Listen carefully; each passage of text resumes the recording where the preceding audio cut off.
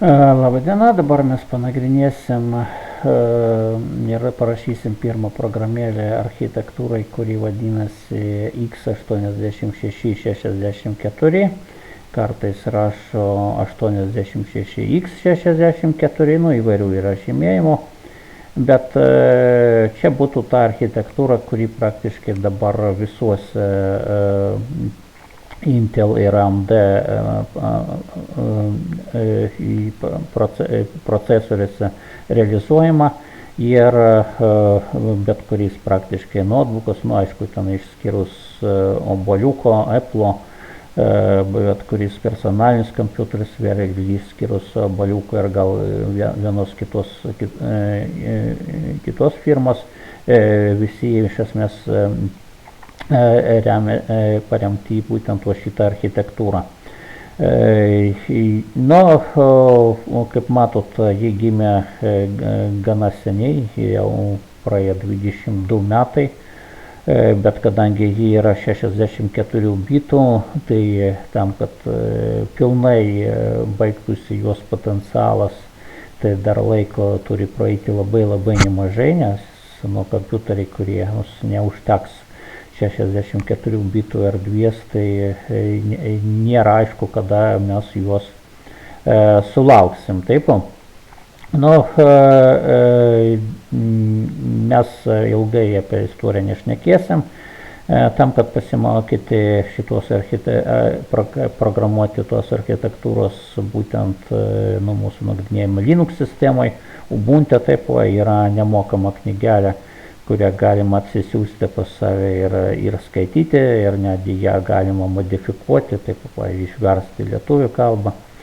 Iš šitos knygelės mes iš karto panagrinėkim šitą lentelę, kur surašyti visi registrai, kurie yra prieinami šitoje architektūrai.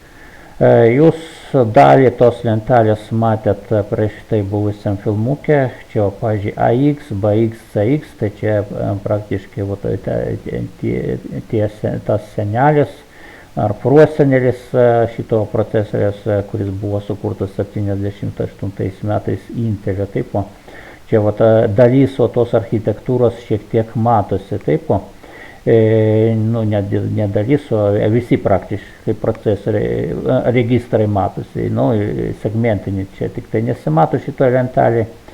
Toliau tarp 80 ir 90 atsirado 32 bitų kompiuteriai ir tada, pavyzdžiui, akumuliatorius tapo jau dvigubai didesnis ir tapo Extended Accumulator ir buvo 32 bitų. 32 bitų sistemos labai ilgai laikėsi, netgi iki šiol galima sutikti vieną kitą, tokį gerokai senesnį kompiuterį, kur paleisti 32 bitų Windows, pavyzdžiui, su Linux'u gal nelabai ir surasim. Po to, kai atsirado 64 bitų architektūra, turėjo praeiti nemažas laikas, apie 10-metį, kol 64 bitų sistemos taip gerai jau įsivažiavo ir įsitvirtino iš esmės. Tai to 64 bitų architektūrai mūsų akumuliatorius, tas senovinis AX, jau dabar vadinasi RAX, paskui BX tapo RBX ir tapo 64 bitų.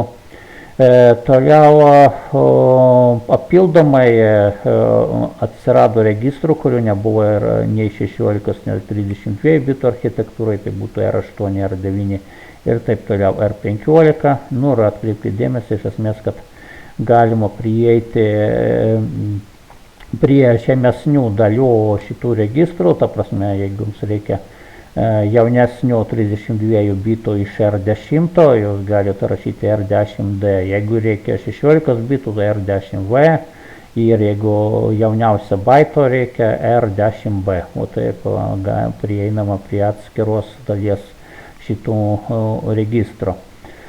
Ir tai būtų tiek apie tos registrus, panašiai kaip ir RISC atveju, mums gerai žinoti, kokie yra registrai, bet žymiai įdomiau ten turbūt šiek tiek jau pradėtum žiūrėti kaip jis yra programuojamas atskiruoji kokiai nors operaciniai sistemai. Ką norėtųsi dar pažymėti, irgi kaip ir 16 bitų sistemoje yra steko rodiklė, šiuo atveju vadinasi RSP, paskui bazinė rodiklė steke RPP, programos skaitliukas RIP, aišku, vadinasi. Požymių registrai, flags, kaip jūs matot, nepasikeitė. Esminiai flagai, taip, esminiai požymiai, jie kokie buvo, tokie ir išliko. Dar reikėtų pažymėti, kad šita architektūra turi dar papildomų registrų, kurie vadinasi XMM, o čia 16 XMM registrų, kurie yra 128 bitų, taip. Ir su tais registrais galima atlikinėti įvairiausius veiksmus, mes savo laiku pasižiūrėsime. Atitinkamai laboratorinis darbas bus susietas su šitais registrais. Gerai, tai va čia tiek apie tą architektūrą, dabar pirmam užsiėmimui apsimoka paimti kokią nors labai paprastą programėlę.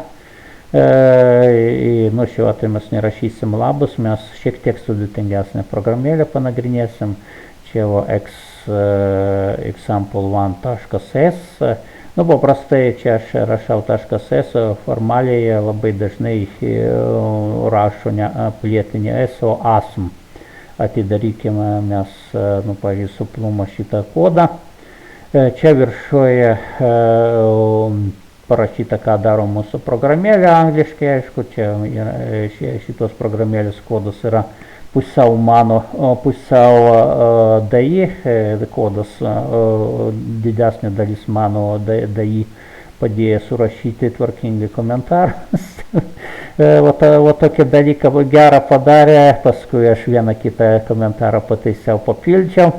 Ir gavosi tokia programėlė, kuri nerašo labas pasaulio, iš karto kažkas skaičiuoja. Ką mes iš šitos sąlygos matom, mums reikia įvesti du sveikuosius skaičius ir atspausdinti jų sumą ir sandaugą. Mes naudosim praktiškai visam šitoj kursų daly interfeisą su standartinė C biblioteka. Ir aplamai, jeigu rašomas asemblerinis kodas, tai jis dažniausiai kažkaip tai siejamas su C programavimo kalba. Taip, didesnė dalis savo kernelių jau parašyta, taip, Linux yra driverį, tai vienaip arba kitaip. Ir tas ir assembleris, ir aišku, pati C kalba. Šiuo atveju sanglaudai dirba. Tuo mes naudosim printf ir scanf dvi funkcijos, kurios leidžia spausdinti kažką ant ekrano ir įvedinėti kažką iš klaviatūros. Toliau panašiai kaip ir RISC-V atveju mes turim duomenų sekciją, taip, section data. Mes paprašysim įvesti du skaičius, tai tavo pranešimą enter to integer, čia mes matom. Atkreipkite dėmesį, mes čia rašom nuliuką, skiriant nuo duoso, kur mes matėm, kad tekstas turėtų baigtis dolerių ženklų, kad baigtųsi išvedimas. Mes čia turim normalią tokią situaciją, nusistovėjusią Unix sistemai, kai eilutė baigėsi, teksto eilutė turi baigtis nuliu, taip, ir tai labai paprasta tada išvedinėti, taip, išvedam tol, kol nesutinkam nulį. Ir toliau, tam, kad nuskaityti du skaičius, mes čia paduosim tokį formatą. Čia long decimal, šiam 4 bitų skaičius du įvedinėsim. Ir paskui mes išmesim pranešimą ant ekrano, išvesim taip sum and product, čia kartu su nauja eilutė. Taip pat mes turime sekciją BSS. Tai čia vadinasi neinicializuotų duomenų sekcija. Kodėl neinicializuotų? Todėl, kad mes patalpinsim į num1 pirmą mūsų skaičių, num2 antrą mūsų skaičių, o prieš įvedimą, aišku, šitie skaičiai mums nežinomi. Toliau šitą direktyvą Q ir čia varės Q pasako, kad kiek mums reikia rezervuoti šiam 4 bitų žodžiui. Taip, šiuo atveju 1, čia buvo 2, čia šiek tiek pertekliškai ir čia galima buvo po 1 duoti. Taip, bet nieko baisiausia, jeigu jūs papildomą žodį kokį nors įmesit. Toliau mes turim sekciją, kodo sekciją, kuri vadinasi text, ir mes čia turim globalų vardą main, tai čia tas pats kaip main funkcija C kalboj. Toliau kiekviena funkcija Inteliniai bent jau architektūrai, kiekviena gera funkcija prasideda to, kad mes fiksuojam steko viršūnę naudodami BP registrą, taip, RBP registrą, ir paskui mes galim adresuoti naudojant RBP registrą, taip sakykime, RBP minus kažkiek tai, arba RBP plus kažkiek tai, jeigu mes rašome adresą RBP plus kažkiek tai, tai reiškia mes prieinam prie turbūt perduotų domenų kažkokių tai į mūsų programą. Bet skiriant nuo prieš tai buvusių architektūrų 32 ir 16, bent jau Linux realizuojamas parametrų perdavimas naudojant registrus ir tiesiog sutarta, kad jeigu funkcija turi kažkiek parametrų, tai pirmas parametras pas mus bus perdodamas į registrą RDI, taip, paskui antras į RSI ir taip toliau. Mes prie šito dar grįšim, čia tiesiog tam, kad suprasti bent jau veikimą. Mūsų pirmas žingsnis bus atspausdinti ant ekrano įvesk 2 skaičius, angliškai jau šitą pranešimą parašysim, čia print enter to integer, jeigu rašytume grinai ant C kalboj, tai šitą parašytume. Bet tam, kadangi čia assembleris, mes rašom move RDI prompt message, paskui čia netikėtai pagal patarimus iš Linux dokumentacijos pataria visą laiką užnulinti RAX, jeigu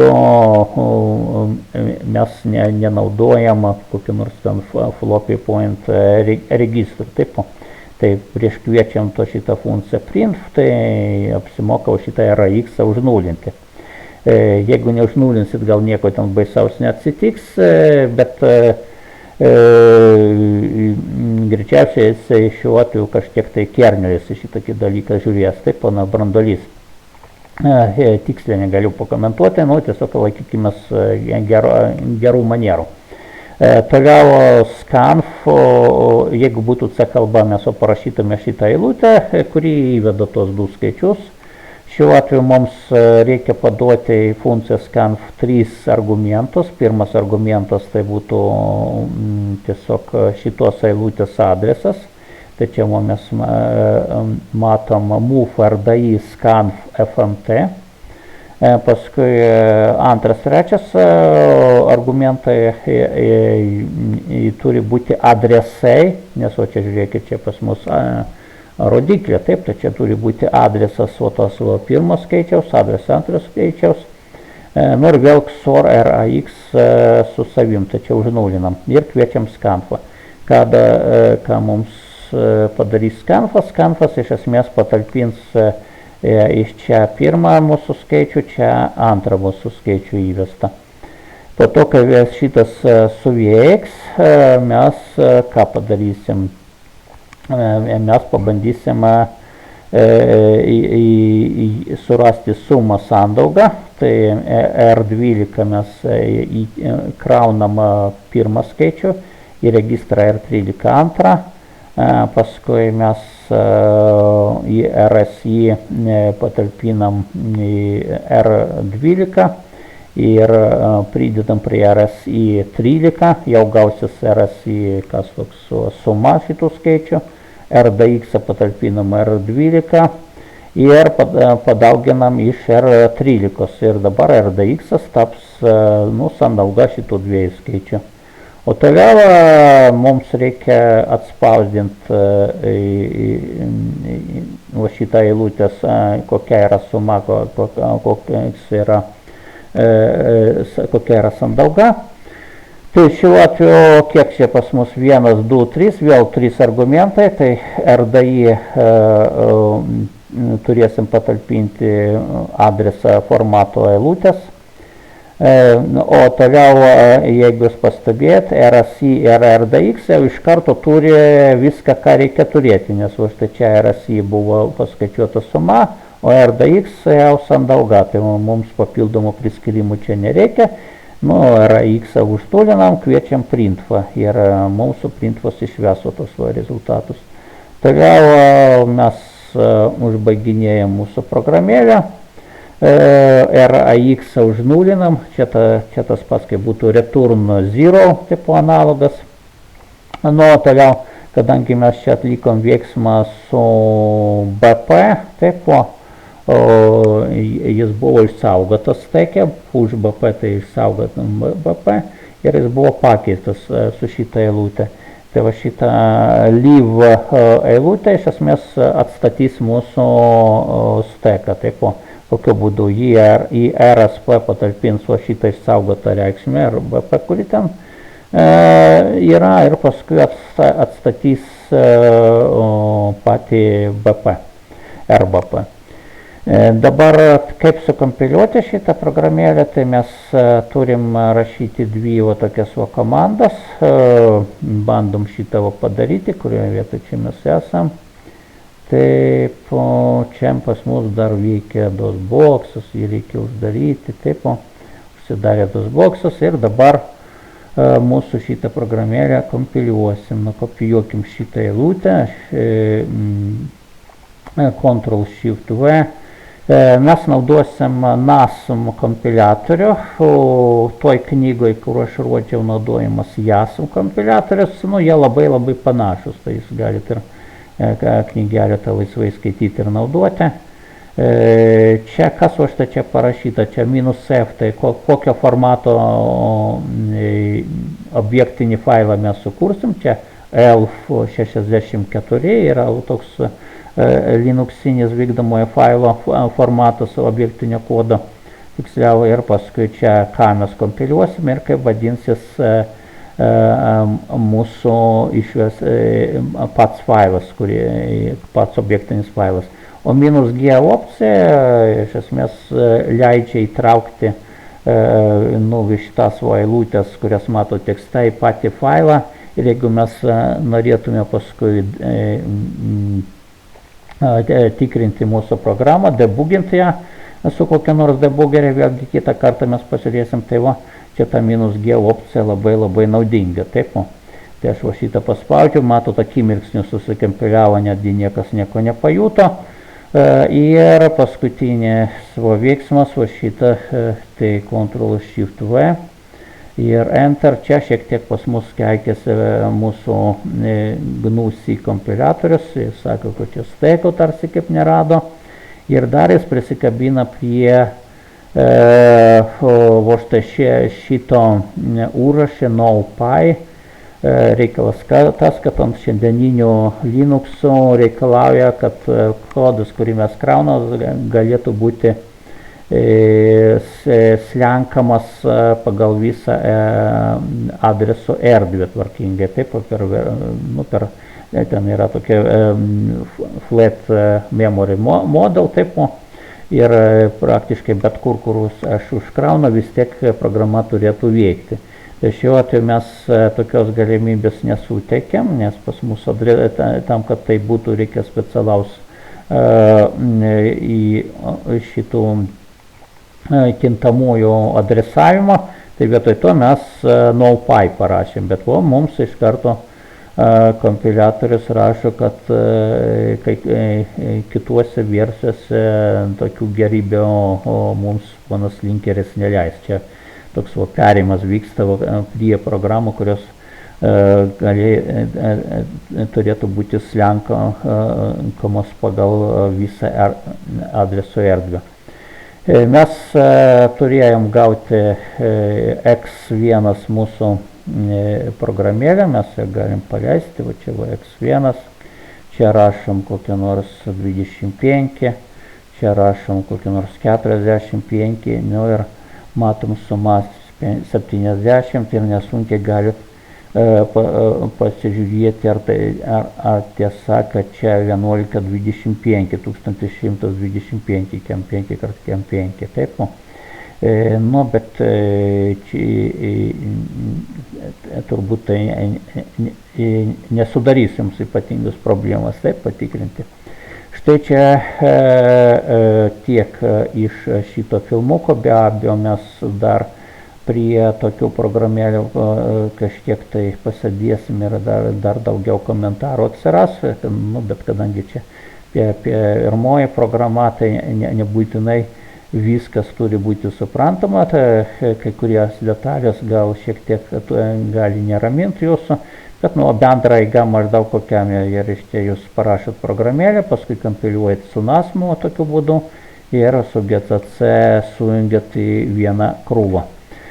Čia tiek šiai savaitei, nu, kitą savaitę mes jau nagrinėsim įdomesnių programėlių ir sužinosim turbūt daugiau apie ir sintaksę, ir reikalavimus iš Linux'o, kas kur kada, nu ir kaip, ir dar sužinosim, kaip galima būtų derinti mūsų programėlės naudojant GDB arba DDD, toks yra debugeris grafinis.